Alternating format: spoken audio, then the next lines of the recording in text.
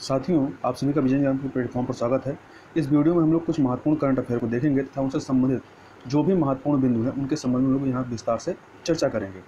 तो चर्चा को प्रारंभ करते हैं। सबसे पहले देख लेते हैं हम लोग डेमो 2 मिशन के बारे में। तो देख लेते हैं क्या डेमो 2 मिशन है क्या और किसके द्वारा इसको लॉन्च किया गया है। तो यह जो डेमो 2 मिशन है, इसके संदर्भ में जो कॉन्टेक्स्ट है वह यह है कि हाल ही में अमेरिकी अंतरिक्ष एजेंसी अर्थात नासा और स्पेस एक्स कंपनी, यह एक निजी कंपनी है, ने कहा है कि कोविड-19 जैसी स्थिति के बावजूद भी 27 मई 2019 को जो डेमो 2 मिशन है, इसके तहत अंतरिक्ष यात्रियों को अंतरिक्ष में भेजने हेतु इसको लॉन्च किया जाएगा। मतलब कोविड-19 की वजह से इसको कैंसिल नहीं किया जाएगा। जो पहले से इसका शेड्यूल है उसी शेड्यूल पर इसको लॉन्च किया जाएगा। तो यहाँ एक बात याद रखिएगा, डेमो 2 मिशन क्या है, किसका है? या अमेरिकी अंतरिक्ष एजेंसी नासा का और एक निजी स्पेस कंपनी स्पेस एक्स का यह एक संयुक्त प्रोग्राम है। और इसके तहत क्या किया जाएगा, अंतरिक्ष यात्रियों को अंतरिक्ष स्टेशन भेजा जाएगा। अब इसके संबंध में कुछ अन्य चीज़ों को देखें तो इस मिशन में फाल्कन 9 रॉकेट का उपयोग किया जाएगा। मतलब इस फाल्कन 9 रॉकेट की मदद से इन अंतरिक्ष यात्रियों को अंतर्राष्ट्रीय अंतरिक्ष स्टेशन में भेजा जाएगा।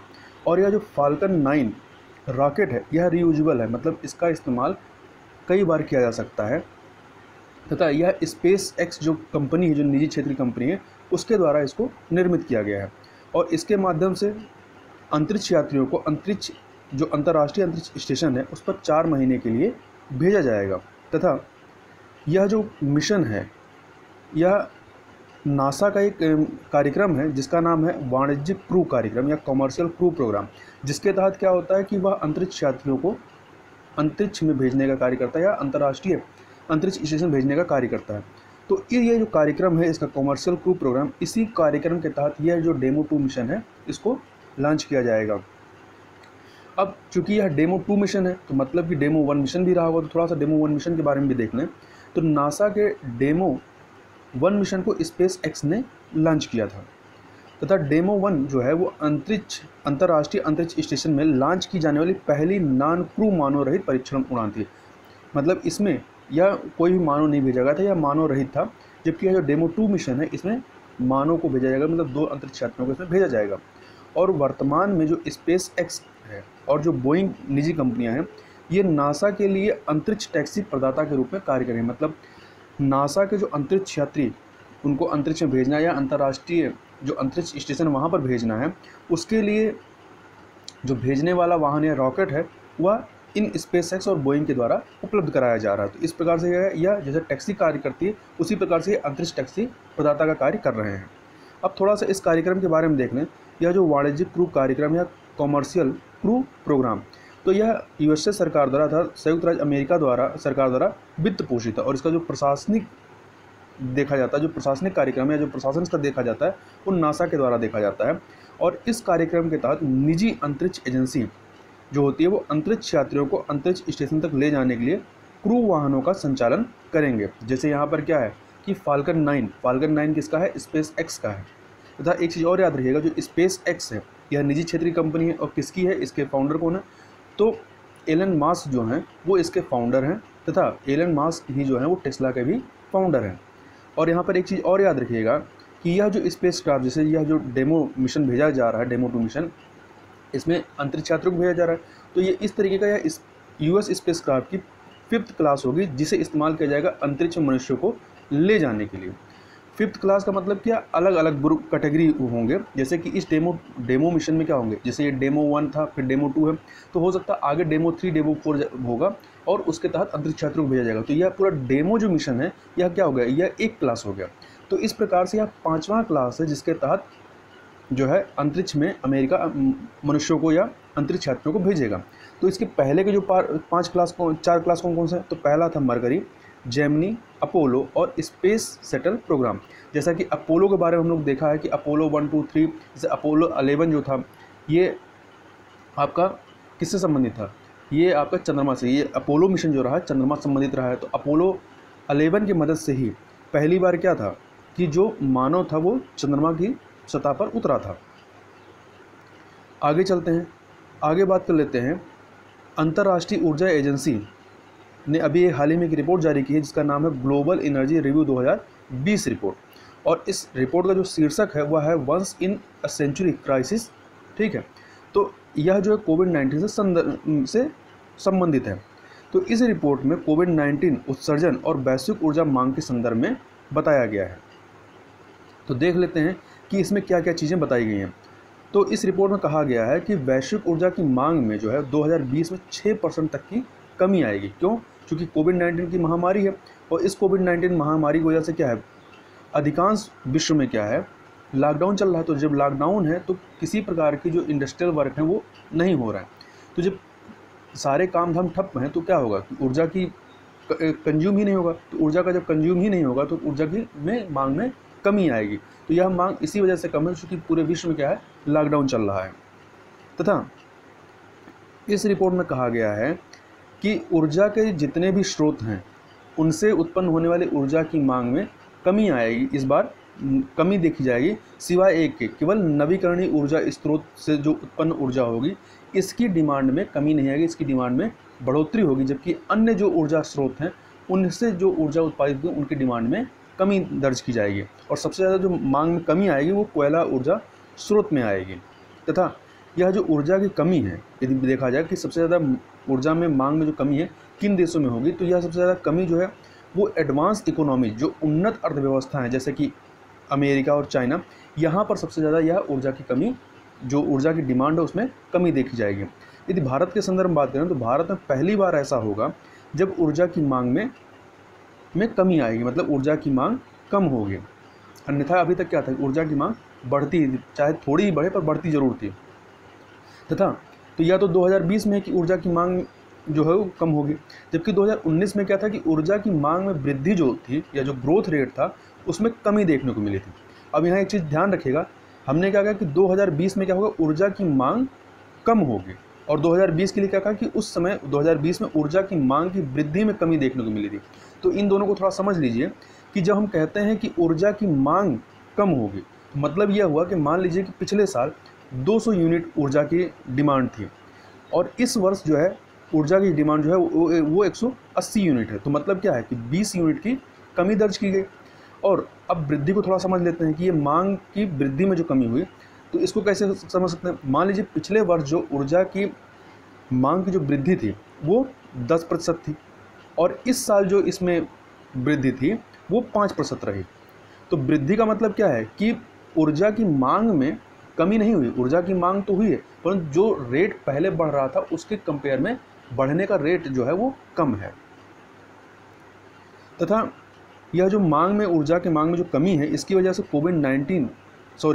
कार्बन डाइऑक्साइड के उत्सर्जन में 8% तक की गिरावट आ जाएगी। तो यह भी बताया गया है। तथा यह भी कहा गया है कि द्वितीय विश्व युद्ध की समाप्ति के बाद से पहली बार वर्ष 2020 में कार्बन डाइऑक्साइड उत्सर्जन में सर्वाधिक गिरावट देखी गई है। क्यों? क्योंकि वर्ष 2020 की पहली तिमाही में कार्बन गहन ईंधन की मांग में बहुत अधिक गिरावट देखी गई। जब कार्बन की मांग में ही कमी आ गई, मतलब कार्बन का ये ईंधन का कंज्यूम ही नहीं होगा तो कार्बन डाइऑक्साइड का उत्सर्जन ही नहीं होगा। तो इसलिए जो है इसके उत्सर्जन में सर्वाधिक गिरावट देखी जाएगी द्वितीय विश्व युद्ध के बाद की। अब हम लोग बात कर लेते हैं अंतर्राष्ट्रीय ऊर्जा एजेंसी या इंटरनेशनल एनर्जी एजेंसी के बारे में, IEA के संबंध में। तो यह जो है यह एक स्वायत्त अंतर सरकारी या ऑटोनॉमस इंटर गवर्नमेंटल ऑर्गेनाइजेशन है और इसकी स्थापना जो है 1974 में OECD के फ्रेमवर्क के अंतर्गत की गई थी। अब ये किया क्यों गया था इसकी स्थापना? तो इसकी जो पृष्ठभूमि थी वो 1973 का जो तेल संकट या ऑयल क्राइसिस था उसके बाद इसको स्थापित किया गया था। तो 1973 का जो तेल क्राइसिस था ये आया कैसे था? तो हुआ यह कि 1973 में अरब देशों और इजराइल के मध्य में युद्ध छिड़ा और इस युद्ध में इजराइल का जो सपोर्ट है वो पश्चिमी देश और USA के द्वारा किया गया। इस चीज़ से अरब देश जो है वो नाराज़ हो गए। तो इसके परिणाम स्वरूप अरब देशों ने क्या किया कि जो इनका ओपेक का जो एक वो है संगठन है, तो इन्होंने क्या किया, ओपेक के तहत जो ऑयल का कार्टेल है इसमें इन्होंने ऑयल का रेट बढ़ा दिया। तो ऑयल का रेट जब काफ़ी ज़्यादा बढ़ा दिया तो इससे क्या होगा कि जो तेल की आपूर्ति थी वो बाधित हुई। जब तेल की आपूर्ति बाधित हुई तो अमेरिका में क्या हो गया, अमेरिका की जो इंडस्ट्रियलाइज मतलब जो वहाँ औद्योगिक चीज़ें थी उन पर वो प्रभावित हुई। तो इस प्रकार से अमेरिका का जो अर्थव्यवस्था थी वो काफ़ी हद तक नकारात्मक रूप से प्रभावित हुई। इसके साथ साथ और भी जो पश्चिमी देश थे उनकी भी अर्थव्यवस्था काफ़ी हद तक नकारात्मक रूप से प्रभावित हुई। तो इसी के संदर्भ में जो OECD के देश थे या अमेरिका जैसे देशों ने इस संगठन का IEA का गठन किया, जिससे कि भविष्य में इस तरह की दिक्कतें ना पैदा हो, इस तरह का जो ऑयल क्राइसिस ना उत्पन्न हो पाए। तो इस प्रकार से जो IEA है, इसका जो मिशन या उद्देश्य है वो सभी के लिए भविष्य में सुरक्षित और स्थायी ऊर्जा की उपलब्धता को सुनिश्चित करना ही इसका प्रमुख उद्देश्य है। तथा इसके IEA के सदस्यों की बात करें तो इसमें 30 सदस्य देश हैं और 8 इसके सहयोगी अर्थात एसोसिएट पार्टनर हैं। तो इस प्रकार कह सकते हैं कि जो IEA है, अंतर्राष्ट्रीय ऊर्जा एजेंसी, अपने 30 सदस्य देशों और 8 सहयोगी देशों के साथ वैश्विक स्तर पर विश्वसनीय, सस्ती एवं स्वच्छ क्लीन एनर्जी सुनिश्चित करने हेतु काम करती है। इसके अलावा यह अन्य क्षेत्रों में भी काम करती है, जैसे कि ऊर्जा सुरक्षा को सुनिश्चित करना, तथा ऊर्जा सुरक्षा में ही यह भी देखती है कि विश्व स्तर पर ऊर्जा की मांग में, मतलब विभिन्न स्रोतों से जो ऊर्जा की मांग है उसमें क्या परिवर्तन हो रहा है, या किस तरह के ऊर्जा स्रोत से ऊर्जा की डिमांड में बढ़ोतरी हो रही है या उसमें गिरावट हो रही है। तो क्या सिनेरियो है ऊर्जा की डिमांड को लेकर के, इस चीज़ को भी या इस संगठन के द्वारा देखा जाता है। इसके अलावा जो आर्थिक विकास है उसके संबंध में कार्य किया जाता है। इसके अलावा जो नई टेक्नोलॉजी होती हैं उनको यह क्या करता है, अपने सहयोगी देशों या जो इसके सदस्य देश हैं उनको उपलब्ध कराने का कार्य इसके द्वारा किया जाता है। साथ ही पर्यावरण जागरूकता के संबंध में कार्य किया जाता है और वैश्विक संबद्धता अर्थात इंगेजमेंट वर्ल्ड वाइड के संबंध में भी इसके द्वारा कार्य किया जाता है। यदि भारत के संदर्भ में बात करें तो भारत जो है वह IEA अर्थात अंतर्राष्ट्रीय ऊर्जा एजेंसी का सदस्य नहीं है। तो यदि परीक्षा में पूछ ले कि जैसे 3-4 ऑर्गेनाइजेशन देखा कि निम्न में से भारत किसका सदस्य है, तो यदि उसमें IEA है, अंतर्राष्ट्रीय ऊर्जा एजेंसी, तो वहाँ पर IEA को मत मानिएगा, क्योंकि भारत क्या है, IEA का सदस्य नहीं है। परंतु भारत जो है वर्ष 2017 में IEA का एक सहयोगी सदस्य बना, मतलब एसोसिएट पार्टनर बना है। तो दोनों में अंतर है, सदस्य नहीं है बल्कि एसोसिएट पार्टनर है यह। और इसका हेडक्वार्टर कहाँ है IEA का, तो इसका हेडक्वार्टर फ्रांस की राजधानी पेरिस में है। तथा इसके द्वारा और कई सारी जो हैं रिपोर्टें जारी की जाती हैं, जैसे कि यह तो एक रिपोर्ट तो ग्लोबल एनर्जी रिव्यू रिपोर्ट है। इसके अलावा भी जो रिपोर्ट है उनके नाम भी एक बार देख लेते हैं कौन कौन सी रिपोर्ट है। तो इसमें है global energy and carbon dioxide status report, दूसरा है वर्ल्ड एनर्जी आउटलुक रिपोर्ट। तो यह वर्ल्ड एनर्जी आउटलुक रिपोर्ट इसको याद रखिएगा, क्योंकि इससे परीक्षा में यह कई बार पूछा गया, तो आगे भी पूछा जा सकता है कि वर्ल्ड एनर्जी रिपोर्ट या वर्ल्ड एनर्जी आउटलुक रिपोर्ट जो है यह किस संस्था के द्वारा जारी किया जाता है, तो अंतर्राष्ट्रीय ऊर्जा एजेंसी के द्वारा इसको जारी किया जाता है। इसके अलावा world energy statics, world energy balance report, energy technology perspectives report, ये जो है ये इस तरह की रिपोर्ट इस संस्था के द्वारा जारी की जाती हैं। अब थोड़ा सा इससे संबंधित एक प्रश्न देख लेते हैं। तो इस तरीके के हिसाब से प्रश्न परीक्षा में घुमा करके पूछ सकता है। जैसे प्रश्न यह है कि IEA अर्थात अंतर्राष्ट्रीय ऊर्जा एजेंसी के संदर्भ में निम्न कथनों पर विचार कीजिए।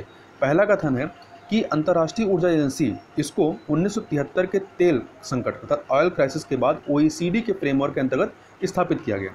दूसरा कथन है कि IEA में कोई एशियाई देश इसका सदस्य नहीं है। तीसरा, IEA में शामिल होने वाला जो अंतिम देश है वो मैक्सिको है। तो यह 3 कथन है। इन 3 कथनों को हमें बताना है इनमें से कौन सा कथन सही है, कौन सा कथन सही है। तो सही कथनों को कुल मिलाकर चुनना है हमें। तो इसका जो पहला कथन है कि 1973 के ऑयल क्राइसिस के बाद OECD के फ्रेमवर्क के अंतर्गत स्थापित किया गया, तो ये चीज़ हमने चर्चा की, तो यह पहला सही है। दूसरा कि कोई एशियाई देश इसका सदस्य नहीं है, तो ये क्या है, ये एक तरीके से एक्सट्रीम स्टेटमेंट लग रहा है ना, पढ़ने में लग रहा है कोई एशियाई देश का सदस्य नहीं, तो ये एक तरीके से एक्सट्रीम सेंटेंस है। तो ये क्या है, ये गलत है, तो दूसरा गलत होगा। तीसरा, IEA में शामिल होने वाला जो अंतिम देश है मैक्सिको है, यह सही है, क्योंकि 2018 में मैक्सिको शामिल हुआ था और यह अंतिम देश है, मतलब अंतिम अभी तक का सदस्य जो इसमें शामिल हुआ, 30वां सदस्य इसका है। तो इस प्रकार से हम देखें तो इसमें जो पहला और तीसरा कथन सही है, तो इस प्रकार से आपका B ऑप्शन 1 और 3 जो है सही हो जाएगा। आगे चलते हैं। आगे है लद्दाख हिमालय की नदियों के संदर्भ में। तो कॉन्टेक्स्ट क्या है, कॉन्टेक्स्ट यह है कि हाल ही में Wadia institute of Himalayan geology के वैज्ञानिकों द्वारा लद्दाख हिमालय क्षेत्र की नदियों में होने वाले 35,000 वर्ष पुराने नदियों के कटाव या क्षरण अर्थात इंग्लिश में कहें तो रिवर इरोजन का अध्ययन किया गया है इस संस्था के द्वारा। अब देख लेते हैं कि ये जो अध्ययन किया गया है इसमें क्या फाइंडिंग हुई है। मतलब क्या रिजल्ट निकल गया है, क्या क्या बातें सामने आई हैं। तो अध्ययन के दौरान उन चौड़ी घाटियों एवं हॉट स्पॉट की पहचान की गई है जो बफर जोन, मतलब जो नदियों के बफर जोन के रूप में कार्य करते हैं। इसके अलावा अध्ययन में बताया गया है कि किस तरह शुष्क लद्दाख, चूँकि जो लद्दाख हिमालय वाला क्षेत्र है या एक तरीके से क्या है, रेगिस्तानी क्षेत्र है, तो शुष्क लद्दाख हिमालय क्षेत्र में बहने वाली नदियों द्वारा विभिन्न जलवायु परिवर्तनों के बाद भी स्वयं को लंबे समय तक संचालित किया है। तथा इसके अलावा वैज्ञानिकों द्वारा नदियों के पानी एवं गाद, अवसाद, तलछट के मार्ग पर भी विचार किया गया। और यह जो विचार है या जो ये फाइंडिंग है, यह एक महत्वपूर्ण खोज है। क्यों? क्योंकि वर्तमान समय में बुनियादी ढांचे एवं स्मार्ट शहरों को विकसित करते समय इन सभी बातों पर जोर दिया जा रहा है। तो इससे यदि हमें नदियों का करैक्टर पता होगा कि वो अपना तलछट कहाँ जमा करती है, उनका गाद कहाँ जमा होता है, या उनका कटाव किस प्रकार से है, तो अलग अलग नदी का नेचर अलग अलग होता है। तो यदि हमें इसके संबंध में फाइंडिंग पता चलती है कि नदियों का नेचर हम कैसे पता कर सकते हैं, तो जो हमारा जो बुनियादी ढांचे का जो विकास है या जो हम शहरों को विकसित कर रहे हैं उसमें काफ़ी सहयोग मिलेगा। जैसे कि वर्तमान में क्या हो रहा है कि कई सारे ऐसे शहर हैं जो काफ़ी डेवलप्ड हो गए हैं, परंतु थोड़ा सा पानी बरसने के बाद भी क्या होता है, वहाँ पे बाढ़ जैसी स्थिति देखने को मिलती है। जैसे कुछ समय पहले चेन्नई में क्या हुआ था कि बारिश बहुत ज़्यादा नहीं हुई, परंतु वहाँ पर बाढ़ आ गई और पूरा शहर जो है पानी में डूब गया। तो उसका एक बड़ा रीज़न ये है कि जो चेन्नई शहर है उसका काफ़ी हिस्सा जो है वो नदियों के जो इंकोचमेंट है, जो अपवाद क्षेत्र में, उसमें उसको विस्तारित कर दिया गया। तो इससे क्या है कि नदियों का जो बहाव क्षेत्र है वह प्रभावित हुआ है, तो इस वजह से वहाँ पे बाढ़ आ जाती है। तो यदि हमें नदियों का करैक्टर पता होगा कि उनका जमाव कहाँ होता है, उनका कटाव किस प्रकार से होगा, तो हम इस प्रकार का जो विकास हो रहा है अभी शहरों का, उस पर हम रोक लगाएंगे और सही तरीके से शहरों का विकास कर पाएंगे, और जो बुनियादी ढांचा है उसको भी हम सही तरीके से स्थापित कर पाएंगे। इसके अलावा अध्ययन में हिमालय से निकलने वाली नदियों की पहचान कर इन नदियों के अपवाद क्षेत्रों में उन स्थानों को चिन्हित किया गया है, मतलब ऐसे हॉट स्पॉट को चिन्हित किया गया है जहां सर्वाधिक क्षारित होने के साथ साथ गाद और तलछट भर रहे हैं। मतलब जहां ऐसे हॉट स्पॉट या ऐसे क्षेत्र जहां पर नदियों के अपवाद क्षेत्र में सबसे ज़्यादा नदियों के द्वारा गाद या तलछट भरे जाते हैं, तथा अधिकांश तलछट या जो गाद है वो उच्च हिमालयी क्रिस्टलाइन से प्राप्त किए गए हैं, जो जास्कर के उद्गम क्षेत्र में स्थित है, अर्थात हेड वाटर रीजन में स्थित है, जहाँ पर पानी का क्षेत्र है जहाँ से ये निकलती है जास्कर। तो जास्कर नदी के बारे में सबसे ज़्यादा जो है तलछट वहाँ पर पाया गया है। अब और कुछ चीज़ें इसमें देखें तो यह जो जास्कर नदी है, जास्कर नदी के ऊपरी और निचले जलग्रहण क्षेत्रों के बीच भू आकृति अवरोध की उपस्थिति के बावजूद इन तलछट के क्षरण के लिए जिम्मेदार प्रमुख कारणों में 2 कारण बताए गए। पहला कारण यह बताया गया कि डीग्लेशिएशन या अहिमच्छादन, अर्थात साधारण भाषा में कहें तो ग्लेशियर का पिघलना, बर्फ़ का पिघलना डीग्लेशिएशन कहलाता है। तो इसकी वजह से क्या है कि ये तलछट का क्षरण होता है। और दूसरा, उद्गम क्षेत्र में भारतीय ग्रीष्मकालीन मानसून की वर्षा इसका दूसरा रीजन है।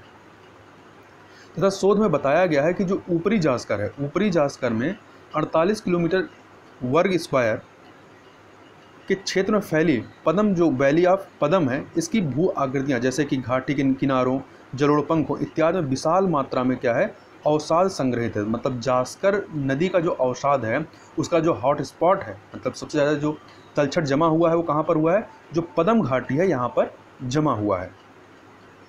अब हम लोग बात कर लेते हैं लद्दाख हिमालय के बारे में थोड़ा सा। तो लद्दाख हिमालय जो है यह ग्रेटर हिमालय पर्वतमाला और काराकोरम पर्वतमाला के बीच एक अत्यधिक ऊंचाई पर स्थित रेगिस्तान, हाई एल्टीट्यूड डेजर्ट का निर्माण करता है, यह लद्दाख हिमालय। तथा एक चीज़ यहाँ पर और ध्यान रखिएगा, यदि आप मैप देखेंगे तो आपको उसमें सबसे ऊपर जो है 4 पर्वत श्रेणियाँ दिखाई पड़ती हैं जो कि पैरेलल क्रम में है। सबसे ऊपर आपका काराकोरम है, फिर आपका लद्दाख है, फिर आपका जास्कर है और सबसे नीचे पीर पंजाल श्रेणी है। ठीक है, तो यह क्रम याद रखिएगा।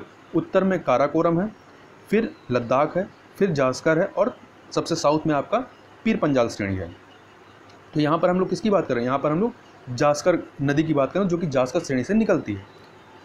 अब कुछ अन्य चीज़ें देखें तो लद्दाख हिमालय से होकर बहने वाली प्रमुख नदियों में सिंधु और उसकी सहायक नदियाँ शामिल हैं, तथा जास्कर नदी जो है वो ऊपरी सिंधु अपवाद क्षेत्र की सबसे बड़ी सहायक नदियों में से एक है, जो जम्मू कश्मीर, अब जम्मू कश्मीर नहीं कह सकते, अब इसको लद्दाख ही कहेंगे, क्योंकि क्या है, पहले जम्मू कश्मीर था, अब जम्मू कश्मीर 2 भागों में बट गया है। दो संघशासित प्रदेशों में, लद्दाख और जम्मू कश्मीर। तो यह अब क्या कहलाएगा, लद्दाख व हिमाचल प्रदेश के बीच लद्दाख के निकट जास्कर पर्वत श्रेणी जो है उसके बीच से ये निकलती है। तो जास्कर नदी कहाँ से निकलती है, जास्कर पर्वत श्रेणी से निकलती है, लद्दाख और हिमाचल प्रदेश के बीच में यह स्थित है। तथा जो जास्कर नदी है, जास्कर नदी के ऊपरी भाग में इसकी दो शाखाएं, मतलब यह जास्कर नदी जो है वह दो शाखाओं से मिलकर के बनती है। अब ये कौन कौन सी शाखा, तो पहली जो शाखा है वह उसका निर्माण डोडा नदी से होता है। तो डोडा नदी जो कि 4400 मीटर की ऊंचाई पर एक पेंसिला दर्रे है, यहाँ से यह डोडा नदी आरंभ होती है और दक्षिण पूर्व दिशा में मुख्य जासर घाटी के साथ बहती हुई पदुम घाटी या पदम घाटी की ओर जाती है।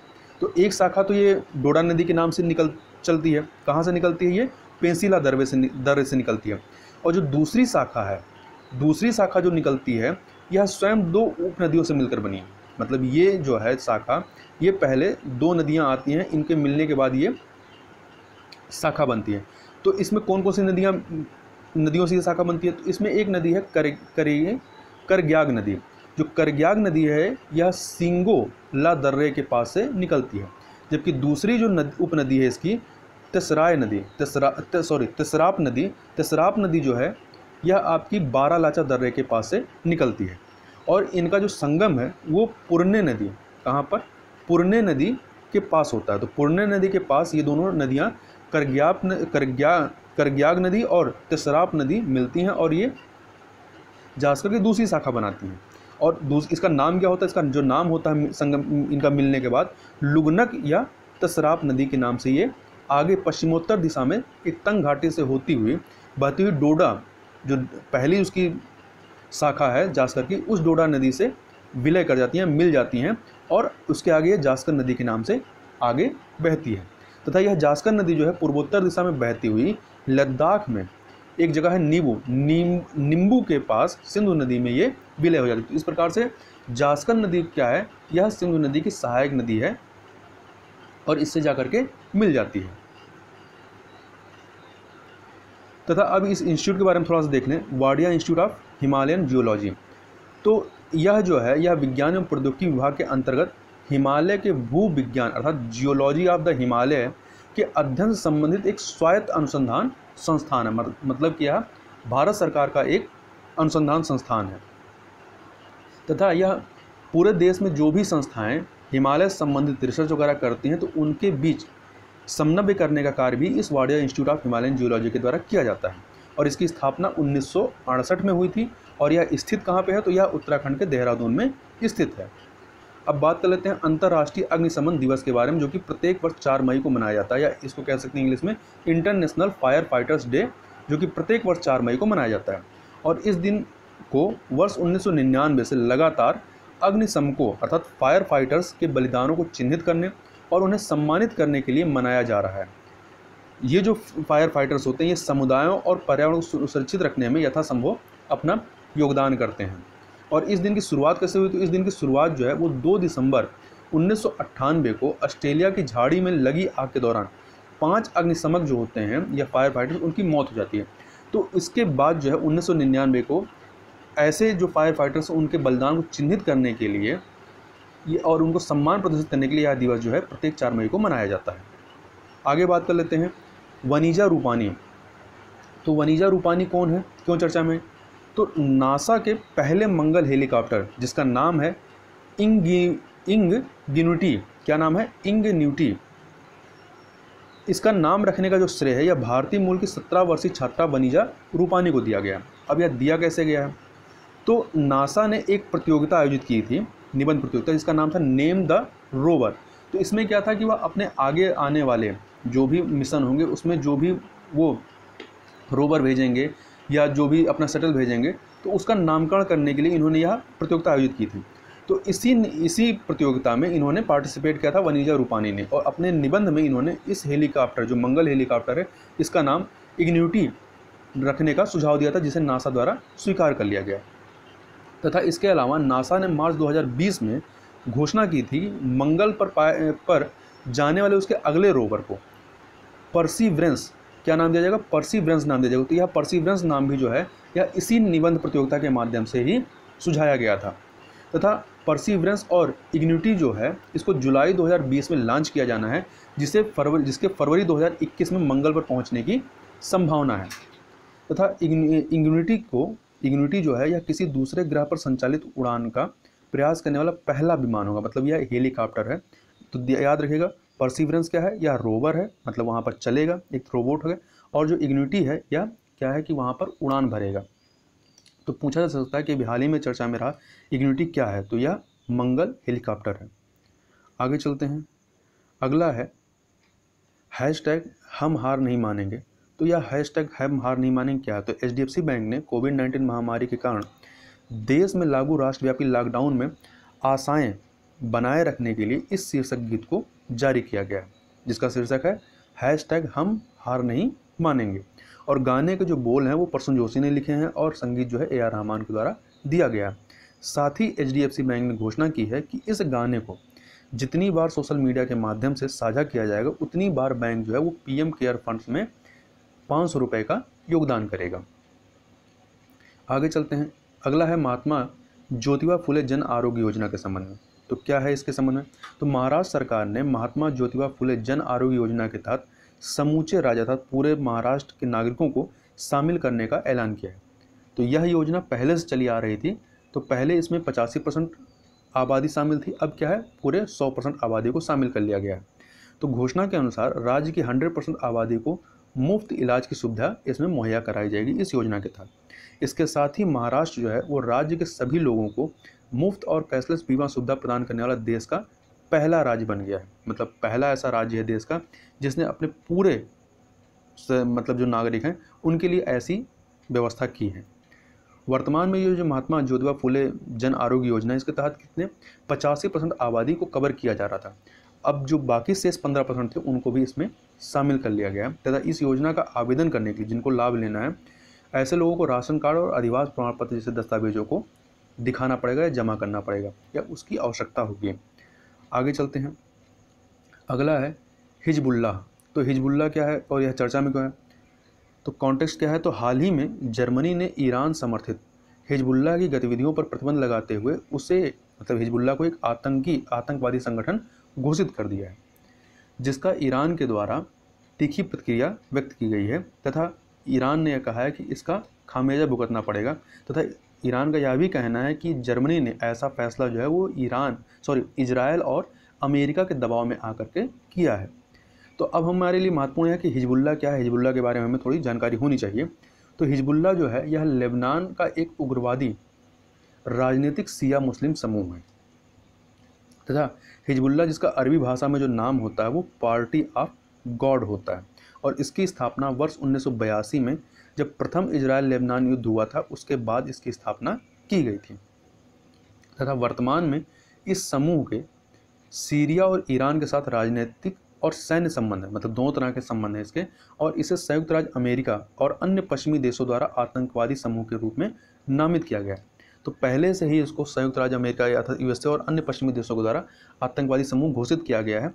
अब नया नाम इसमें किसका जुड़ा है, जर्मनी का। जर्मनी ने भी इसे आतंकवादी समूह घोषित कर दिया है। तथा हिजबुल्लाह जो है, हिजबुल्लाह की राजनीतिक शाखा जो है वो लेबनान की राजनीति में प्रगाढ़ रूप से शामिल, मतलब लेबनान में जो हिजबुल्लाह है एक राजनीतिक समूह के रूप में कार्य करती है। तथा हिजबुल्लाह जो है यह पश्चिमी देशों एवं इजराइल का विरोध करता है और लेबनान में एक इस्लामिक राज्य स्थापित करने के लिए यह प्रयासरत है। कैसा राज्य, इस्लामिक राज्य, जो कि जैसा कि ईरान में जिस प्रकार का राज्य है तो ईरानी मॉडल पर आधारित इस्लामिक राज्य की स्थापना करना चाहता है। तथा यदि इसका प्रसार देखें लेबनान में तो यह मुख्य रूप से दक्षिणी बेरूत, लेबनान के दक्षिणी बेरूत, दक्षिणी लेबनान और बेका घाटी के शिया बहुल क्षेत्रों में इसका विस्तार है। तथा इस समूह की स्थापना में वर्ष 1979 में हुई ईरानी इस्लामिक क्रांति ने अहम भूमिका निभाई थी और 1982 में लेबनान पर इजराइल द्वारा आक्रमण के बाद इसे ईरान से सैन्य सहायता भी मिली थी। यदि वर्तमान में बात करें तो वर्तमान में हिजबुल्लाह जो है यह लेबनान की संसद में कई प्रतिनिधियों के साथ एक राजनीतिक शक्ति बना हुआ, मतलब लेबनान में यह एक राजनीतिक समूह या राजनीतिक पार्टी के रूप में कार्य करती है और इसे अभी भी लेबनान की शिया आबादी के साथ साथ सीरिया एवं ईरान का समर्थन प्राप्त है। अब थोड़ा सा लेबनान के बारे में देखें तो लेबनान जिसकी राजधानी क्या है, बेरूत है और यह मिडिल ईस्ट का देश है, मिडिल ईस्ट एशिया का जो यह देश है। तथा यह एशिया में पश्चिमी एशिया वाला जो हिस्सा है, यहाँ पर भूमध्य सागर के पूर्वी तट पर स्थित एक देश है। यदि थोड़ा सा इसको मैप में देखेंगे तो यहाँ मैंने एक फिगर बनाया हुआ, तो ये आपका भूमध्य सागर है। तो भूमध्य सागर का जो पूर्वी तट है, इससे लगा हुआ ये आपका लेबनान है। तो इसका मैप में देखें तो कुछ इसी तरीके से ये मैप बना हुआ है इसका। तो इसकी राजधानी बेरूत है यहाँ पर, ठीक है। तो और इसके पड़ोसी देशों के बारे में बात करें तो इसके उत्तर और पूरब में सीरिया का विस्तार है, जबकि दक्षिण साइड में इसमें इसका जो पड़ोसी है वो इजराइल है। तो इसकी सीमा 2 देशों से, किससे, उत्तर और पूरब से सीरिया से जुड़ा हुआ है और दक्षिण में यह इजराइल से जुड़ा हुआ है, ठीक है। तथा यदि पूरब में देखेंगे तो यह भूमध्य सागर से जुड़ा हुआ है। तो इस प्रकार से आप एक बार जो एक्चुअल मैप है वहाँ पर भी आप इसको देख सकते हैं। तो हमें थोड़ी सी जो मानचित्र में पता होना चाहिए कौन सा देश कहाँ पर है, जिससे कई बार मानचित्र में जब परीक्षा में प्रश्न पूछता है तो उसको आसानी से आप सॉल्व कर पाएंगे। तो इस वीडियो में बस इतना ही, मिलते हैं नेक्स्ट वीडियो में, तब तक के लिए बहुत बहुत धन्यवाद।